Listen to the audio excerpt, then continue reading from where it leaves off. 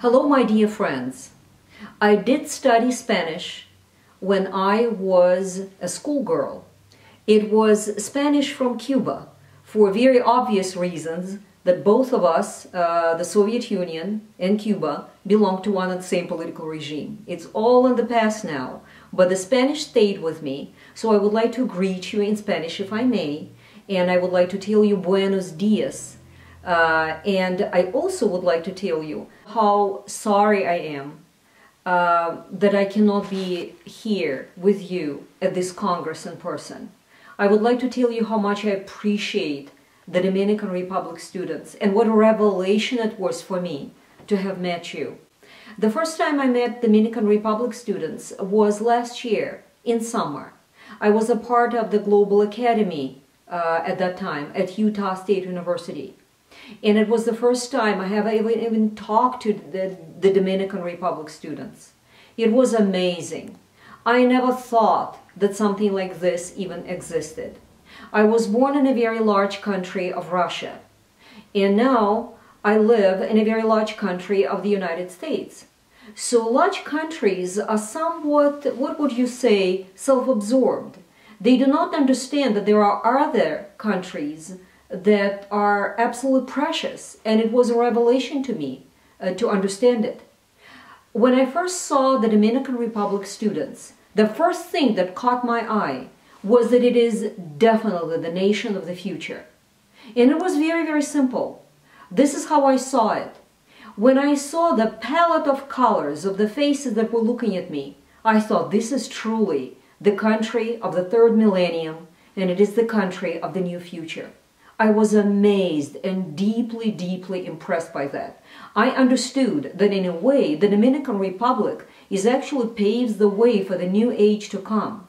And for me to be in the country where there are still unresolved issues of racial nature, and for me to be born in the country where there is only one white race, it was wonderful. I understood that you are an example. And that's why you're so precious to me. And I cannot even tell you how much and how deeply I appreciate all of you. So please forgive me for not being able to come physically. Bodies do not travel that easily. But I'm here with you in my heart. So thank you. Thank you very much for allowing me to talk to you, even for these brief 10 to 15 minutes. I know that this Congress is specifically devoted to the topic of teamwork. And I would like to tell you that my first impression of the citizens of the Dominican Republic is that you do not need to worry about team spirit at all. You have it in your blood, you have it in your DNA.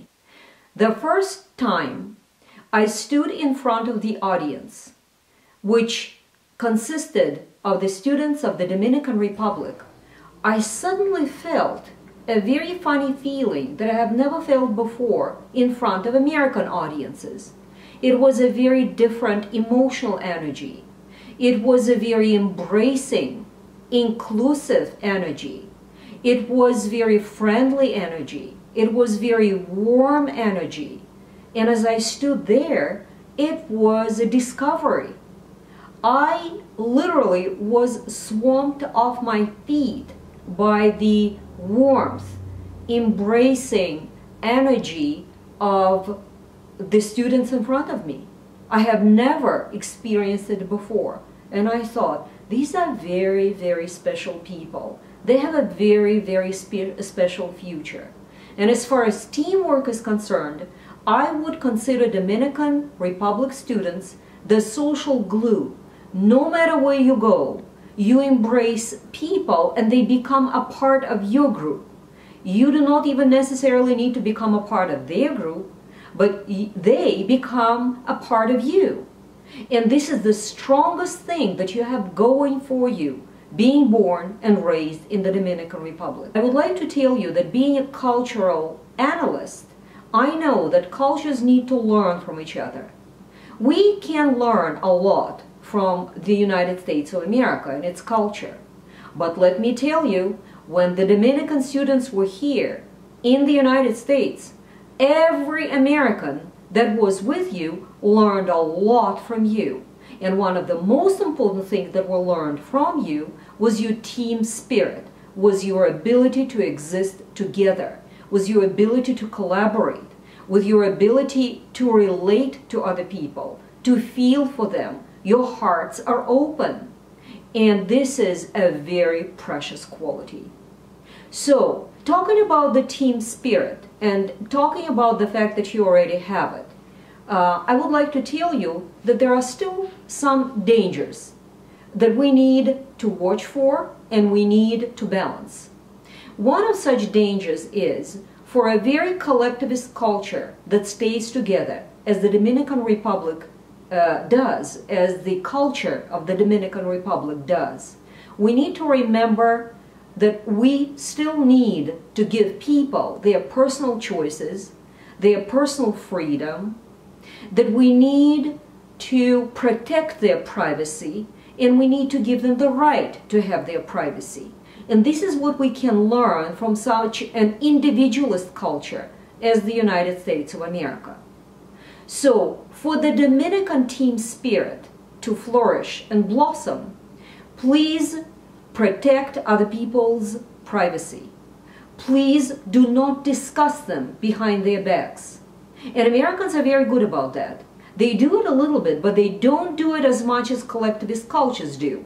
I know it from my own experience. I know it from my own country of origin, Russia, which is much more collectivist than United States of America.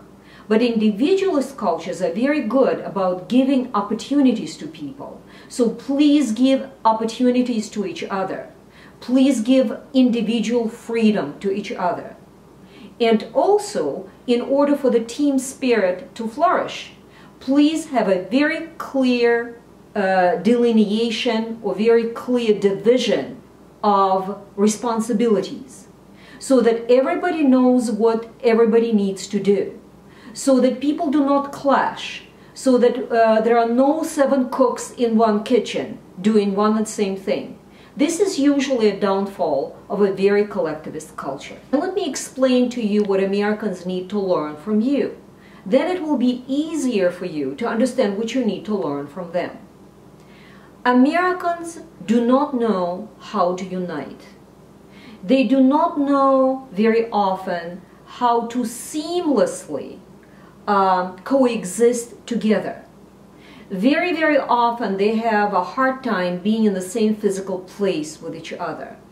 They also have a difficulty to personally relate to people. It is very difficult for them, and that requires a lot of effort. They are taught to pursue their individualist interests from a very, very early age. And when they see you, they understand that they need to function differently. And that's where your culture is so great for their learning experiences. And now I'm going to explain to you what you need to do differently and what you can learn from them. What Americans do very, very well, they have a very clear-cut division between professional relationships and personal relationships. People are very, very careful about it.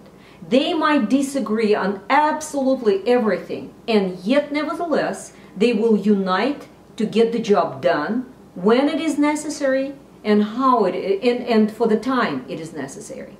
And this is a very good feature they have.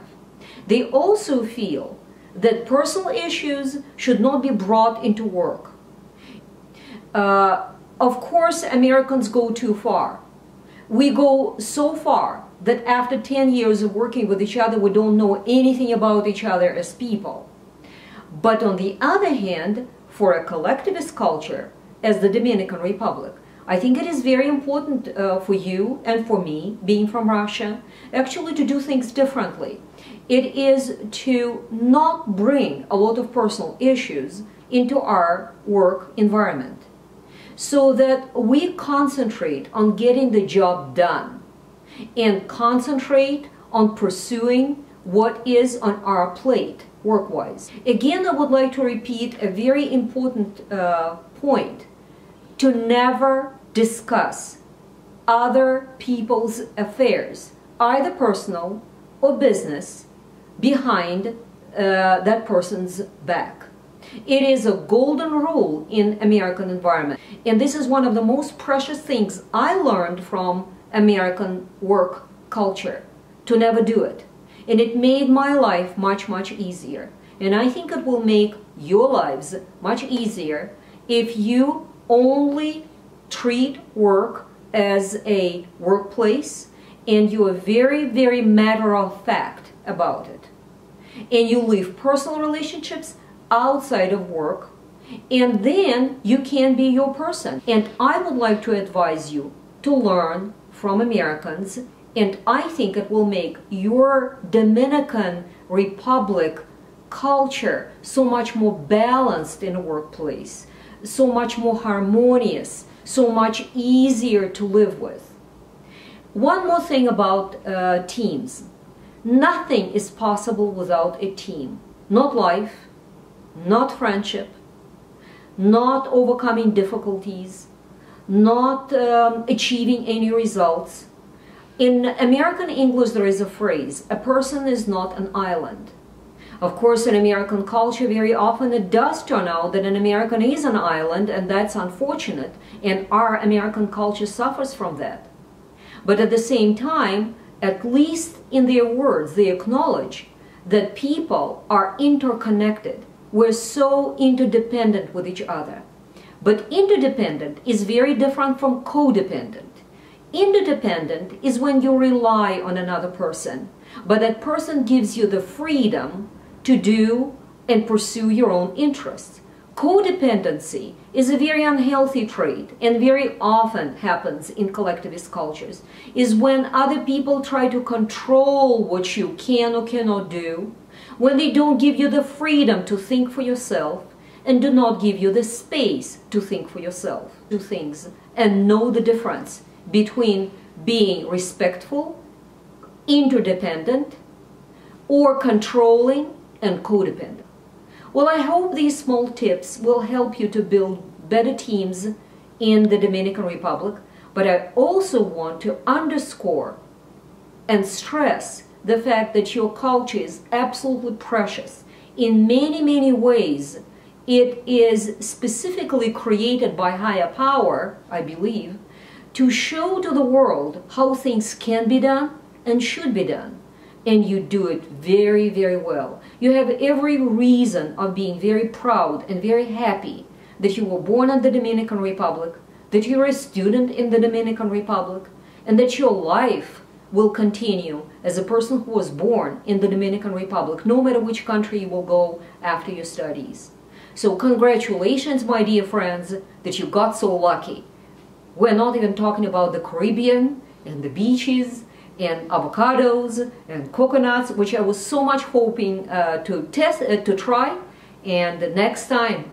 And when somebody of you wants to connect with me, please do so, and hopefully the organizers of this conference will show to you how it can be done, and I will be very happy to communicate with you. Again, when I was a schoolgirl, I did study Spanish, and we were asked to memorize poetry. And remember, this was Spanish from Cuba, and therefore we memorized poems that came from poets of Cuba. But one of them was very important to me, and I memorized it, and I still remember it. And it very much echoes with the team spirit discussion that we had here in our very short conversation. And I would like to recite it to you. And I think it illustrates the spirit very correctly. I will do it in Spanish, and please forgive me if my Spanish pronunciation is not the best, but please forgive me if I make mistakes, but I will try not to.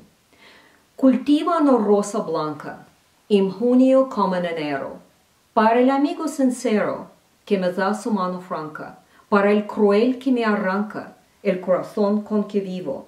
Cardo ni ortigo cultivo la rosa blanca. Hasta luego, mis amigos. Until the next time.